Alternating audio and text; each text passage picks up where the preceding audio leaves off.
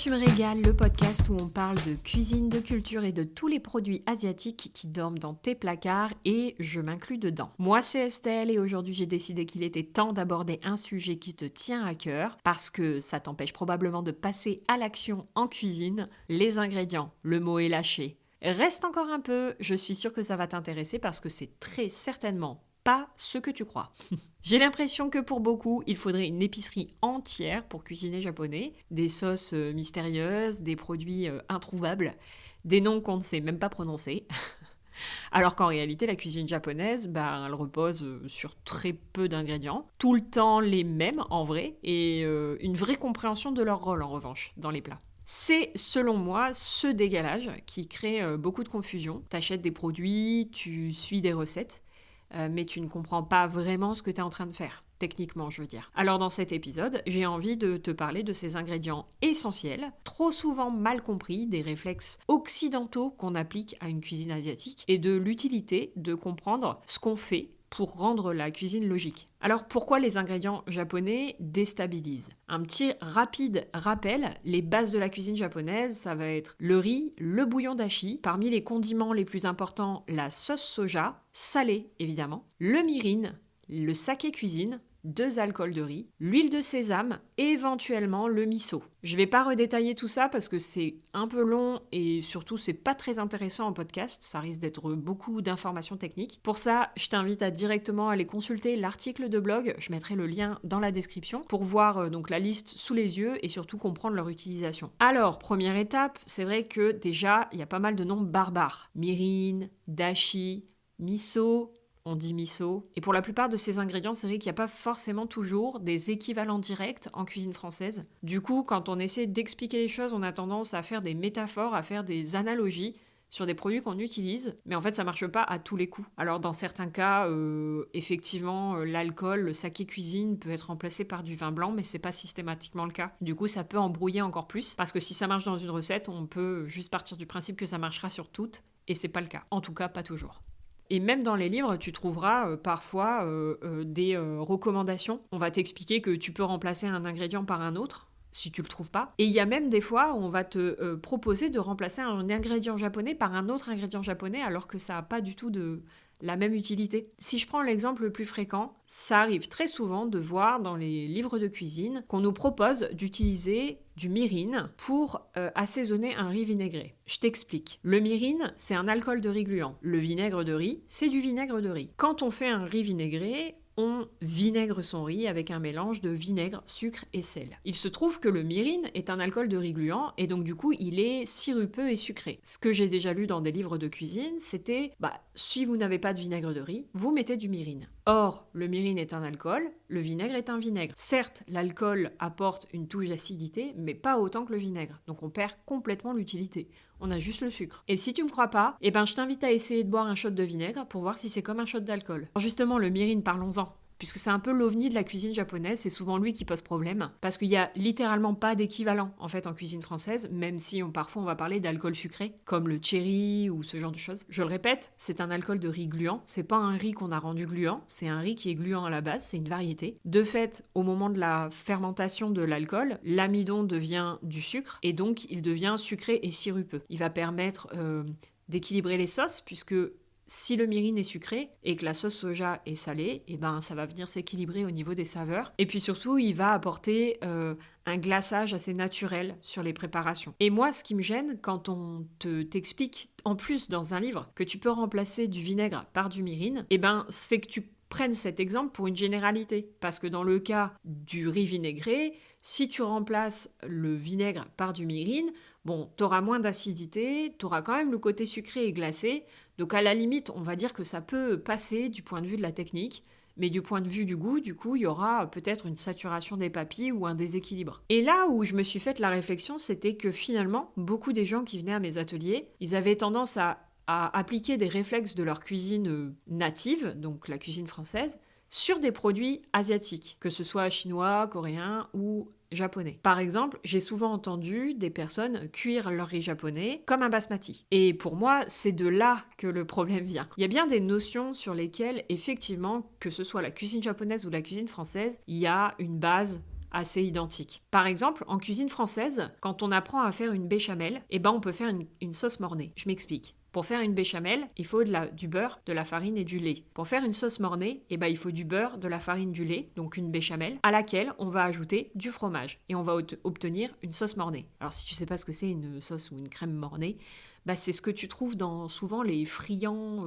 au fromage, etc. Cette espèce de crème fromagère qui est à l'intérieur des feuilletés, ce genre de choses. Mais c'est pas que le cas sur la béchamel, en fait, c'est le cas sur plein d'autres techniques, bases de la cuisine française. La sauce hollandaise, par exemple, c'est du jaune d'œuf, du beurre, du citron. Et la béarnaise, c'est une hollandaise, donc jaune d'œuf, beurre, citron, plus estragon, plus échalote, par exemple. Et pour la crème pâtissière, parce que c'est quand même ça, moi, qui m'a fait le déclic quand j'étais en CAP cuisine, c'est que j'ai découvert qu'en fait la crème glacée, donc la crème à la vanille au chocolat que j'avais l'habitude de manger, d'acheter et de manger, en fait c'était une crème pâtissière qu'on avait glacée. Et ça je l'ignorais. Et en fait en cuisine japonaise, il y a un peu cette même logique. Il y a des condiments de base, et si on les combine entre eux, selon comment on les combine entre eux, et avec quelle quantité, on va obtenir des sauces de base. Mais le vrai problème quand on débute dans la cuisine japonaise, et qu'on a une batterie d'ingrédients qu'on a achetés parce qu'on a suivi des recettes un peu à l'aveugle, c'est de savoir quoi faire ensuite avec ces ingrédients. Parce qu'une fois qu'on les a achetés, malheureusement, on ne peut pas acheter une cuillère à café ou une cuillère à soupe d'un produit. Généralement, on achète une bouteille entière.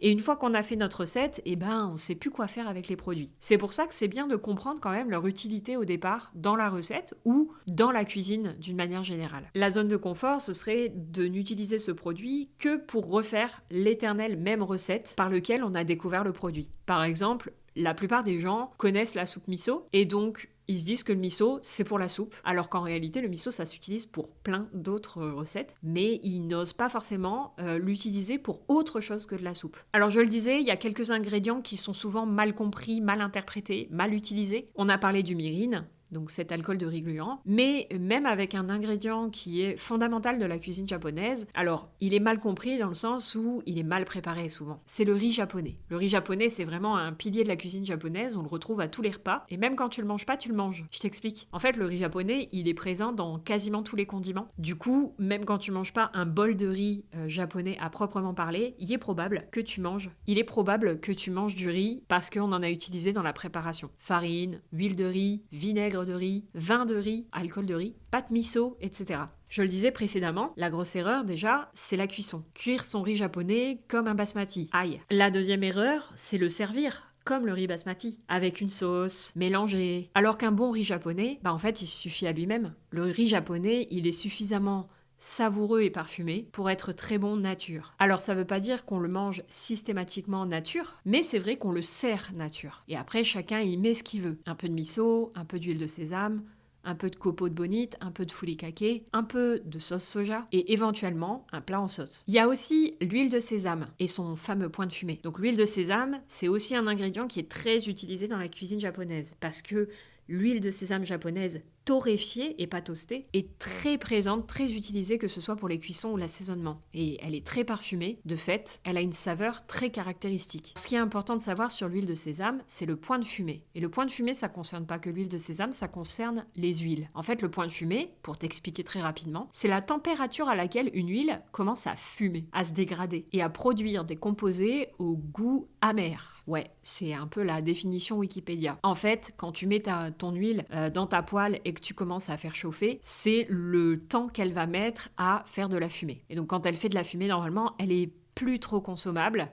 Elle perd ses qualités gustatives, nutritionnelles, et en plus, elle peut donner un goût de brûlé au plat. Alors en cuisine, généralement, plus la cuisson elle est chaude, plus l'huile doit avoir un point de fumée élevé. L'huile d'arachide, l'huile de tournesol raffinée, ça monte à peu près jusqu'à 220-230 degrés. Un peu aussi comme l'huile de riz qui est très utilisée dans la cuisine asiatique. Pour les cuissons douces et moyennes, tu as l'huile d'olive, 190 à 210 degrés selon la qualité, ou l'huile de colza, un tout petit peu en dessous. Et ce que tu vas souvent trouver en grande surface, l'huile de sésame toastée, elle s'arrête à 170 degrés, c'est très bas. Elle est plutôt faite pour parfumer. Alors, si tu veux cuire avec de l'huile de sésame, il faut pas la prendre toastée. Éventuellement, si tu veux une saveur très présente, tu peux la prendre torréfiée. Pour en être sûr, il suffit de regarder ce qui est inscrit sur la bouteille. En fait, au Japon, l'huile de sésame, c'est pas toujours une huile de cuisson, même s'il y a des cas où c'est même une huile de friture. C'est plutôt un condiment. Et donc, Plus les graines sont grillées, plus l'huile est puissante. Et moins on en met. Enfin, selon moi, le dernier ingrédient sur lequel il y a une vraie incompréhension, c'est la sauce soja. Bon, déjà,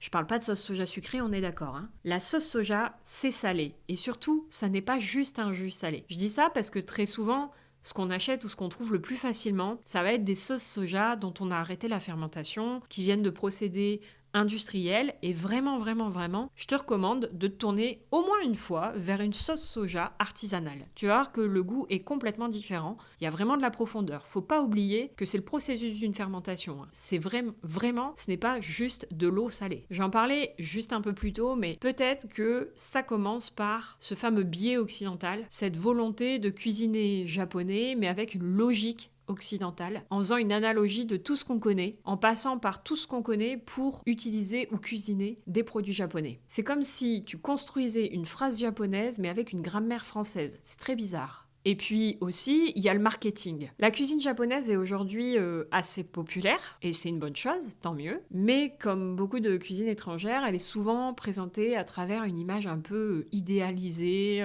exotique. C'est des plats très esthétiques, des ingrédients qui se veulent un peu mystérieux, que ce soit dans leur goût ou dans leur méthode de production. Bref, on essaie de tirer en fait un peu la couverture de l'exotisme sur le Japon. Et le risque de tout ça, c'est qu'on retienne surtout l'apparence des plats ou des symboles ou quelques symboles, voire qu'on tisse une histoire carrément par-dessus sans forcément comprendre comment cette cuisine fonctionne au quotidien. Alors qu'en réalité, elle repose sur des bases assez simples et sur l'usage précis de quelques ingrédients. Par exemple, moi j'entends encore en atelier aujourd'hui que les Japonais ils mangent du poisson cru. Si tu cuisines japonais, c'est que tu vas manger du poisson cru. Bon, c'est un peu réducteur. Alors, il y a un truc sur lequel j'ai pas mal réfléchi, notamment depuis l'épisode que j'ai partagé avec Yacine sur la langue japonaise. Tu peux l'écouter, il est sorti il y a quelques semaines. On s'est fait la réflexion que finalement, quand on suivait une recette japonaise, on utilisait beaucoup la cuillère à soupe pour cuisiner. C'est assez peu grammé. Voilà, c'est vrai qu'en cuisine française, on va avoir 5 grammes de ceci, 2 grammes de cela, 10 grammes, etc. Alors qu'en cuisine japonaise, on va être déjà sur la partie cuisine. Alors je parle pas de la pâtisserie parce que c'est vrai que la pâtisserie, ça peut être très minutieux, très technique. Donc il faut pas forcément toujours sortir de la recette. Mais finalement, en cuisine, on va être assez flexible. Et en cuisine japonaise, on va beaucoup se baser sur des cuillères à soupe ou des cuillères à café. C'est une cuisine quotidienne qui est plutôt simple finalement, puisqu'on a tous une cuillère à café ou une cuillère à soupe dans notre tiroir à couvert. Mais il y a quand même un peu de précision, ne serait-ce que dans l'utilisation des produits. Alors si jamais ça t'intéresse de pousser ce sujet un peu plus loin, j'ai préparé un e-book gratuit sur les bases de la cuisine japonaise. Tu peux le télécharger sur mon site umikan.fr, umikan.fr, dans la section ressources gratuites du blog, ou directement via le lien dans la description de cet épisode. C'est un guide simple pour comprendre quels ingrédients acheter et surtout comment les utiliser au quotidien. Ce que j'essaie d'expliquer, c'est que la cuisine japonaise, elle n'est pas nécessairement compliquée. Une bonne partie de la gastronomie japonaise est hyper accessible au plus grand nombre. Je vous l'ai dit, il vous faut que des cuillères à café et à soupe.